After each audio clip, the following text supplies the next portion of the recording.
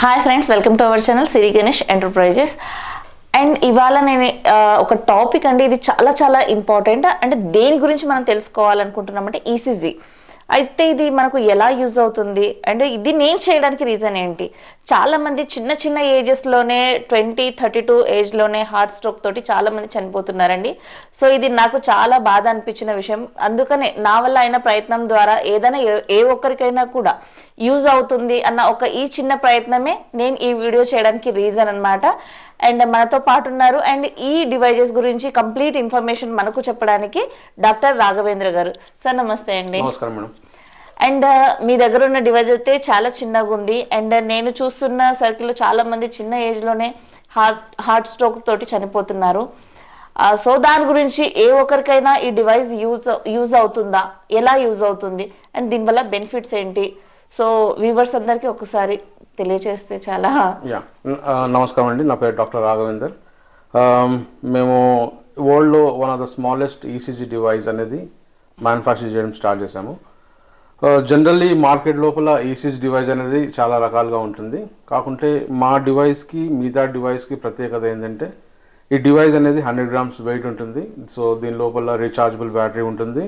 ఒకసారి మనం దీన్ని రీఛార్జ్ చేస్తే 200 ఈసీజీ రీడింగ్స్ అనేది కంటిన్యూస్గా తీసుకోవచ్చు.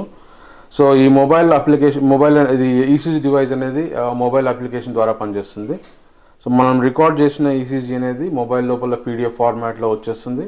ఆ వచ్చేసిన రిపోర్ట్ని మనం డాక్టర్కి వాట్సాప్ కానీ ఈమెయిల్ కానీ చేస్తే మనకు విదిన్ సెకండ్స్ లోపల మన హార్ట్ ఫంక్షన్ ఎలా ఉందనేది మనకి డాక్టర్ రివ్యూ ఇస్తారు. సో బేసికల్లీ మార్కెట్లో ఉండే ఈసీజీ డివైస్ ఏంటంటే సైజ్ పెద్దగా ఉంటుంది. లైక్ సే 5 kgs నుంచి 10 kgs వరకు వెయిట్ ఉంటుంది.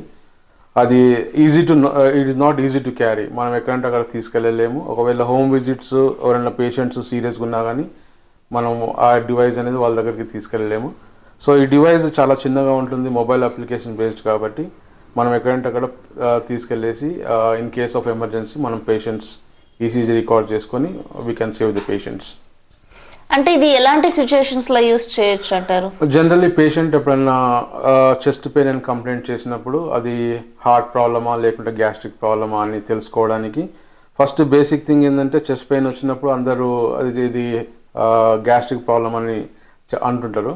సో అది కాకుండా మనము రియల్గా గ్యాస్ట్రిక్ ప్రాబ్లమా లేకుంటే సమ్ హార్ట్ రిలేటెడ్ ప్రాబ్లమా అని తెలుసుకోవడానికి మనం ఈసీజీ డివైస్ అనేది మనం యూస్ చేసుకోవచ్చు. ఒకవేళ ఈసీజీ లోపల నార్మల్ వచ్చింది అనుకోండి, ప్రాబ్లం లేదు. అబ్నార్మల్ వచ్చేస్తే డాక్టర్ని కన్సల్ట్ అయితే మనకి సెకండ్ ఒపీనియన్ ఇస్తారు. సో ఆ టైంలో మనం పేషెంట్ని సేవ్ చేసుకోవచ్చు. ఓకే అండి, ఇది ఎలా యూస్ చేయాలో ఒకసారి ఏమైనా చూపించగలుగుతారా? సో ఈ జనరల్గా మనము ఈ డివైస్ లోపల ఉండే ఫీచర్స్ ఏంటంటే 12 channel ఈసీజీ డివైస్. మనం పేషెంట్కి మొత్తం 10 leads బాడీకి కనెక్ట్ చేసిన తర్వాత మా మొబైల్ లోపల ఒక అప్లికేషన్ ఉంటుంది. అప్లికేషన్ ఇన్స్టాల్ చేసుకొని మొబైల్ లోపల ఈసీజీ రికార్డ్ చేసుకున్న తర్వాత అది ఆటోమేటికల్లీ పీడిఎఫ్ ఫార్మాట్ వచ్చేస్తుంది. సో దాన్ని మనము డాక్టర్కి సెండ్ చేసుకోవచ్చు. సో నేను ఇప్పుడు లైవ్ ఈసీజీ రిపోర్ట్ ఒక పర్సన్ మీద చేసి చూపిస్తాను, చూడండి.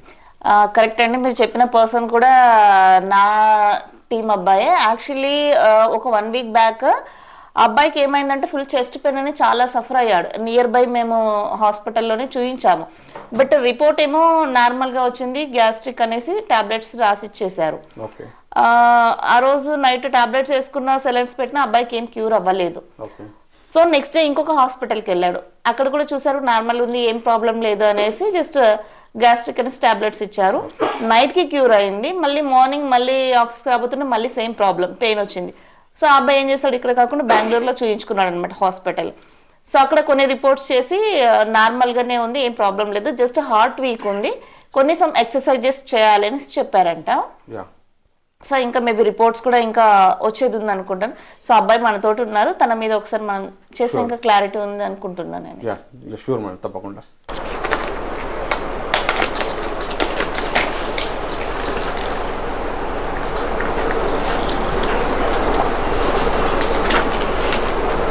అంటే మనం కస్టమర్స్కి ఈ మిషన్ ఇచ్చేటప్పుడు ఎలా వాళ్ళు యూస్ చేయాలన్న ట్రైనింగ్ కూడా మనం ఇస్తాము. అంటే జనరల్గా కొందరు అవుట్ ఆఫ్ స్టేట్ వాళ్ళు తీసుకుంటారు కదా మేడం, వాళ్ళకైతే ఫోన్లో ఎక్స్ప్లెయిన్ చేసేస్తాను. చాలా ఈజీగానే ఉంది. మేడం యాప్ ఒక్కసారి యూజ్ చేస్తున్నాను అనుకోండి మేడం, చాలా ఈజీ. అది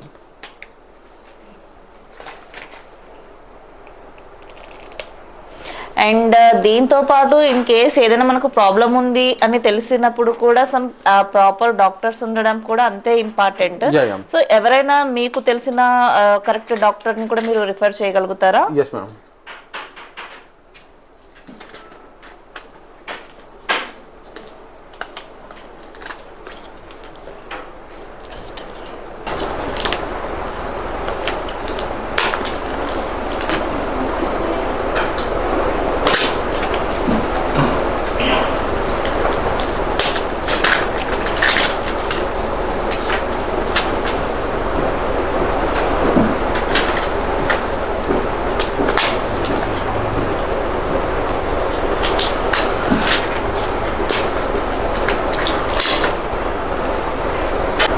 సో ఒక కేబుల్ మీరు డివైస్ కి అటాచ్ చేశారు.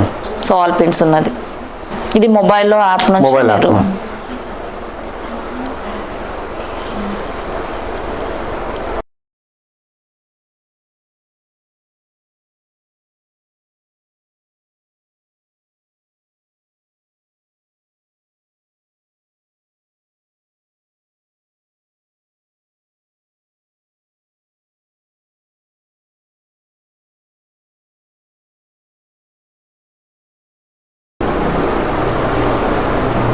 ఇది టోటల్ ఎంత టైం ప్రొసీజర్ ఉంటుంది మేడం? ఇది కనెక్షన్ ప్రాసెస్ 30 సెకండ్స్ అనుకోండి.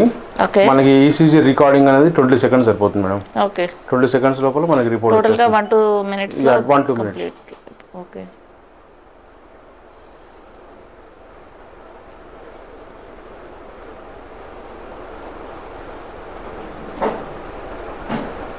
ఏం పేరు సార్? వెంకటేష్.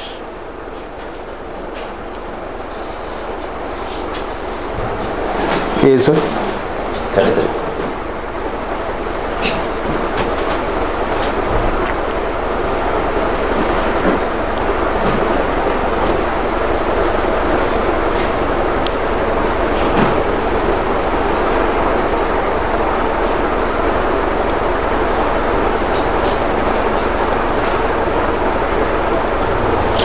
ఇప్పుడు మనం తీసాము, జస్ట్ ఇందులో ప్రాబ్లం ఉంది అని మనకు ఎలా ఐడెంటిఫై అవుతుంది? ఓకే, ఆర్టిఫిషియల్ ఇంటెలిజెన్స్ యాప్ ఇది. జస్ట్ రిపోర్ట్ అయితే వచ్చింది కదా, అది మనం ప్రాబ్లం ఉంది అని ఎలా ఐడెంటిఫై చేయాలన్నది చూపిస్తా. ఇది కూడా రికార్డ్ చేయండి.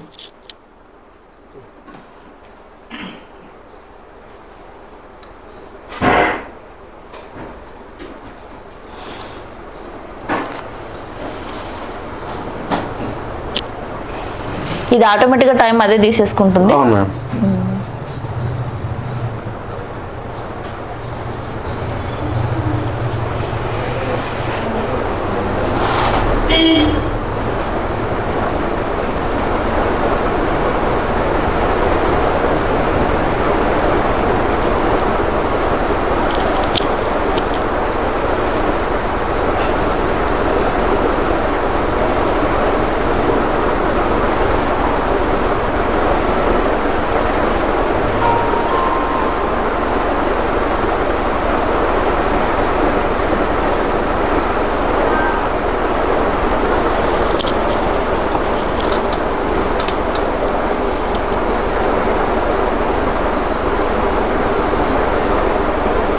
ఇది ఏ రిపోర్ట్ మేడం? ఇది ఓకే.